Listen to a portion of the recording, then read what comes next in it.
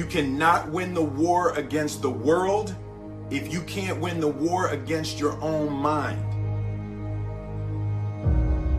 Self-discipline is the center of all material success. 99% of people are not willing to do what it takes to make their dreams come true. The Marines have a saying, everybody wants to go to heaven, but nobody wants to die.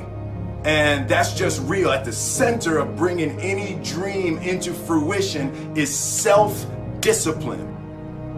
Something as simple as food and eating, it's not about your body as much as it is about your mind. It's getting command of your mind to be able to choose actions that are in your own best interest.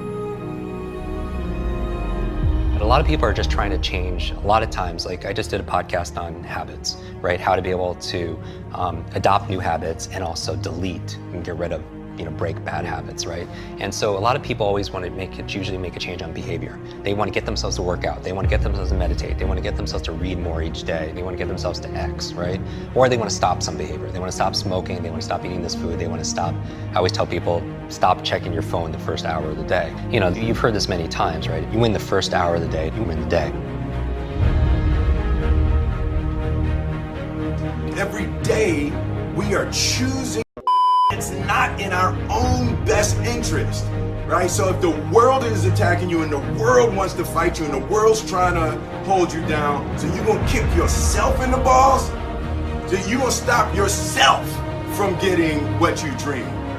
When I want to transform or transcend or make a real positive change, I'm looking at all the other areas of ourself. So I'm looking at, for example, our environment. Are people setting up their environment to win?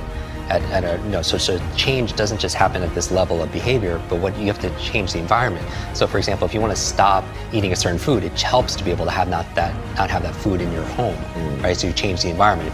In life, we must all suffer one of two pains: the pain of discipline or the pain of regret. I'm asking you, choose wisely. So whatever it is that you're trying to achieve in life, the critical component is getting things done, and getting things done in a systematic way. Building the character that's associated with getting things done in a systematic way requires that you become disciplined. And if we live a lazy, undisciplined life, and we just give in to our feelings, and we act on these emotional impulses, we're going to make very poor choices that we regret later on. We would be much better off to just discipline ourselves right now, so that later on, we don't have to carry that heavy load of regret. I think a lot of people suffer from decision-making fatigue, right? And this is very strong research saying that you can only make a certain amount of good decisions a day.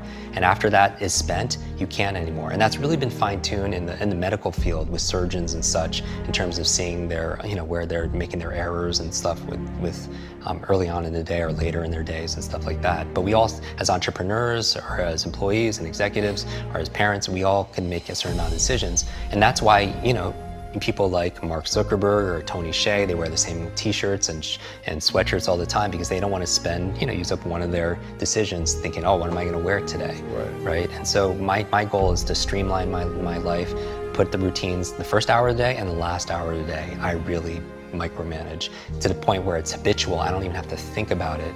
And then, because those are the times of the day where I can really have the most impact, because later on in the middle of the day, team members need this, there's firefighting this, client needs that. But the first hour, the last hour, I really want to control. So all this really helped develop grit and resilience, in my body, so I can have the ability to persevere. And also, I stand guard to my brain all the time, what goes in. I don't watch like a lot of the negative news and all the market. I really focus, I watch and I listen to your show and maybe a handful of little things I read each day, because I need to keep it positive. I want hope and I'm looking for help. I'm looking for inspiration and also instruction. Self-discipline is the definition of self-love. When you say that you love yourself, that means that you have behavior towards yourself that is love. Like you say to yourself, hey man, look, I know you want to eat that pizza and it'll be really good, but I can't let you eat that, man, because if you eat that pizza, you're gonna feel like, and I love you too much to let you eat that.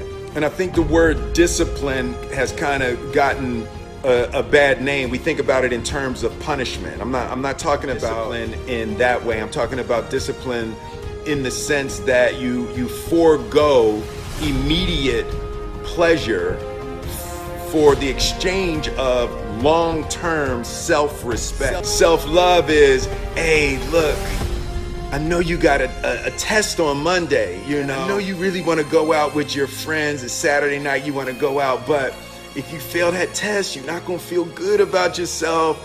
You know, I love you too much to let you go out tonight. Self-discipline is self-love. If you want to be happy, you have to love yourself, which means you have to discipline your behavior. The road to sustained happiness is through disciplining your behavior.